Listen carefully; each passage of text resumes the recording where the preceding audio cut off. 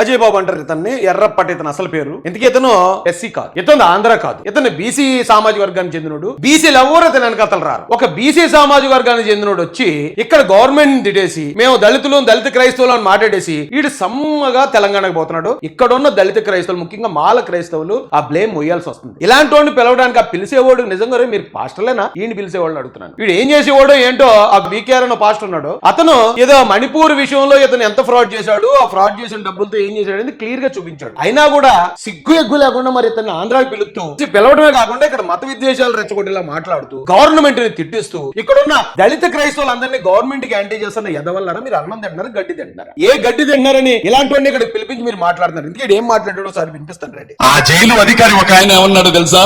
ఎరా లంజా కొడక, బ్రిటిష్ వాళ్ళు మీ అమ్మతో కలిస్తే పుట్టినవారా నువ్వు అని అన్నాడు. నిన్ను నాకు చాలా కష్టం అనిపించిందమ్మా.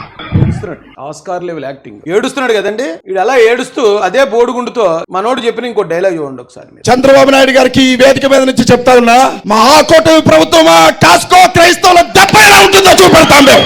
అంటే ఆడు గుండు కొట్టిస్తారు, నన్ను జైల్లో పెట్టేశారు, నన్ను ఇలా చేశారని ఏడుతున్నాడు పక్కన. వెంటనే మహాకూటమి ప్రభుత్వమా కాసుకొని చంద్రబాబు నాయుడు గారికి ఎంత ప్లాట్ఫామ్ అల్ఫాగాడు. అది కూడా ఈ రాష్ట్రం వాడు కాదు, ఈ రాష్ట్రానికి చెందినోడు కాదు, పక్క రాష్ట్రం నుంచి వచ్చి ఈ రాష్ట్ర ముఖ్యమంత్రిని అంత గట్టిగా ఆడు మాట్లాడడానికి కారణం కొనొకవేళ చంద్రబాబు నాయుడు గారిగా నేను జైల్లో పెట్టారు అనుకుంటారేమో మీరు. నిన్ను జైల్లో పెట్టింది వీడు తెలంగాణలో ఉంటూ ఇతర మతాలను దూషిస్తూ మత విద్వేషాలు రేపుతున్నాడనే కారణంతో తెలంగాణ ఖమ్మం పోలీసులు అరెస్ట్ చేసి జైల్లో వేశారు. వాళ్ళు కొట్టారా, గుండు గీసారా, మరి ఏం చేశారో తెలంగాణ వాళ్ళకి తెలియాలి. అది కాంగ్రెస్ గవర్నమెంట్ కి సంబంధించిన విషయం. కానీ వీడు వచ్చి ఊరకుక్కలాగా ఆంధ్రప్రదేశ్ లోకి వచ్చి ఇక్కడ ఊరకుక్కలా మొరుగుతూ నన్ను అలా చేశారు, నన్ను అరెస్ట్ చేశారు, నన్ను ఇది చేశారని ఏడుస్తూ ఆ చెప్పే సోదంతా ఏంటా ఉంటారు కదా, అలాంటి వాళ్ళు వీడు ఎలా రెచ్చగొడతాడు. వీడికి ఎస్సీ సమాజానికి ఏ సంబంధం లేదు. వాడు బీసీ కులం నుంచి కన్వర్ట్ అయ్యాడు. వీడు పెట్టుకున్న సంస్థ పేరు కూడా CMDF. సి అంటే క్రిస్టియన్ అట, ఎం అంటే ముస్లిం అట, డి అంటే దళిత్ అట. మరి ఇక్కడ బీసీ ఏది? ఆ బీసీలో ఉన్న క్రిస్టియన్ అనే పదం పెడితే వీడిని బీసీ అనుకుంటారేమో అని వీడు మాట్లాడే మాటలు కూడా ఎలా ఉంటాయి చూడండి. వీళ్ళు కంప్లీట్ ఎస్సీ అని నమ్మించేస్తున్నారండి. క్రైస్తవులైనందుకు కోపం కాదు మన మీద, దళితుడు వీడు నేను సమానమైన కోపం.